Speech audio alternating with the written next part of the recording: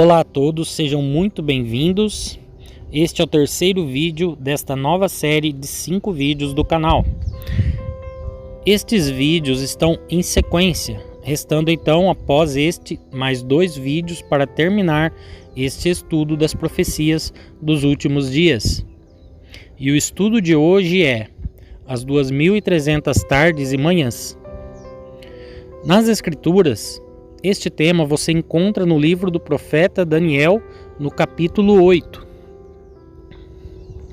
E para começar este estudo, vamos deixar esclarecidos 3 pontos principais para a interpretação correta desta profecia tão importante, que ajudará você a entender melhor o significado destes 2300 dias. Mas antes de esclarecer estes pontos, vamos entender o que significa essa profecia das 2300 tardes e manhãs, ou 2300 dias literais. Esta profecia diz respeito a um período exato de 2300 dias em que ocorrerá o fim do sacrifício diário e a abominação da desolação. Aqui no canal tem um vídeo específico com o título O Fim do Sacrifício Diário e a Abominação da Desolação, para você entender melhor esta profecia.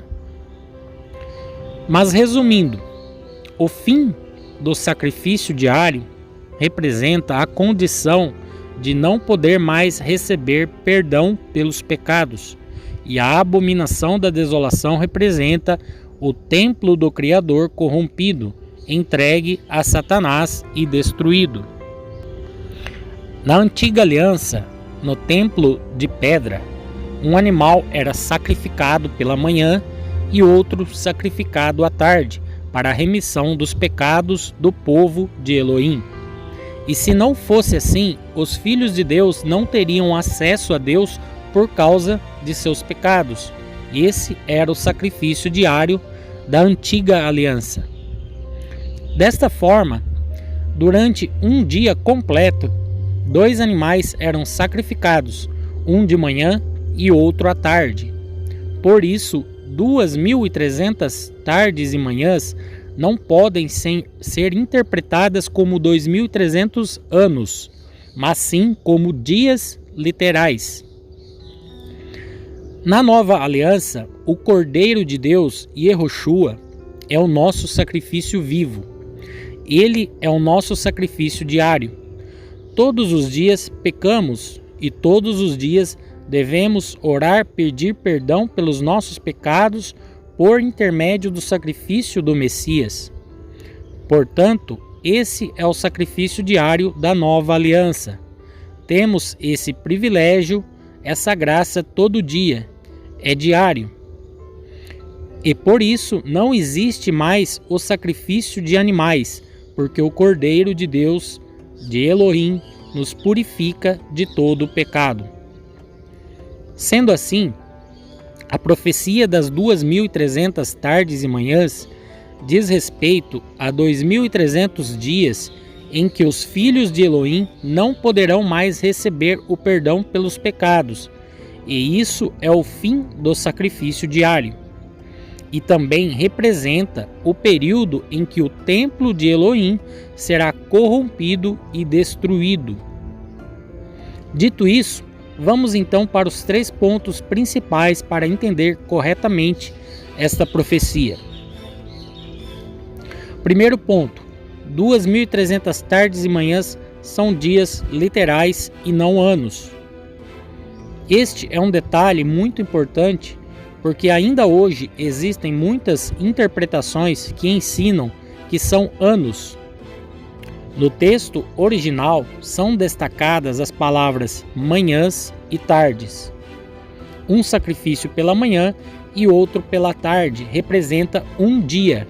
Logo, 2300 tardes e manhãs correspondem a 2300 dias literais. Dizer que esses 2300 dias seriam 2300 anos é o mesmo que dizer que os filhos de Deus ficariam 2300 anos sem poder ter acesso a Deus e o perdão dos seus pecados.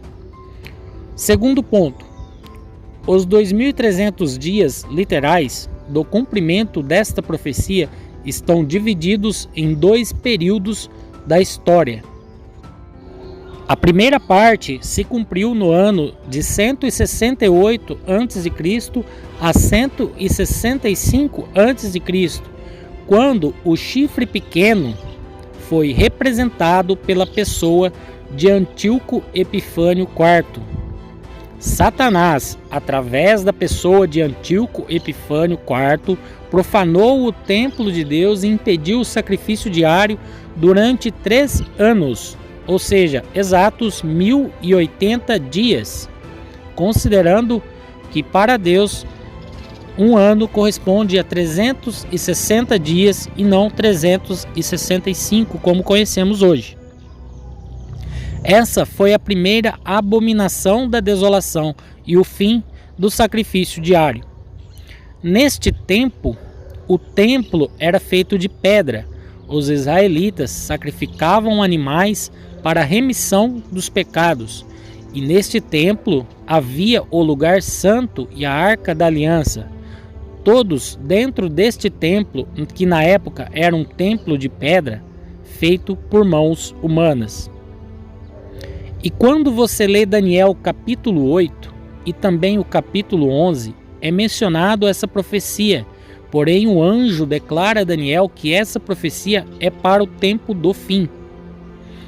A conclusão que chegamos é: se esta profecia de fato aconteceu num período de 1080 dias, mas o texto diz que seriam 2.300 dias, isso quer dizer que uma parte dela está reservada para o tempo determinado do fim, como o próprio anjo revelou a Daniel.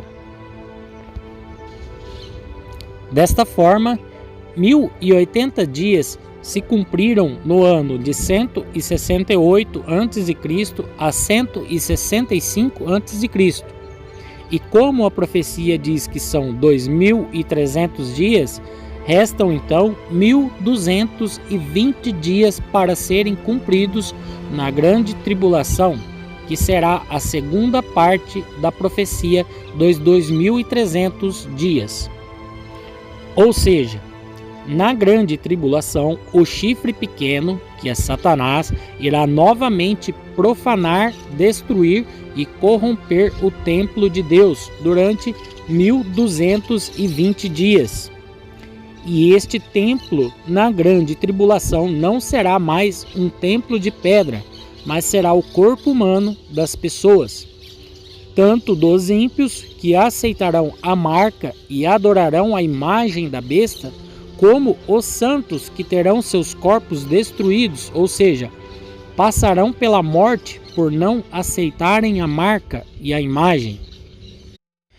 Nestes dias, o sacrifício diário será cortado, ou seja, não existirá chance de arrependimento e perdão pelos pecados na grande tribulação, como Yehoshua nos alertou, por exemplo, na parábola das 10 virgens.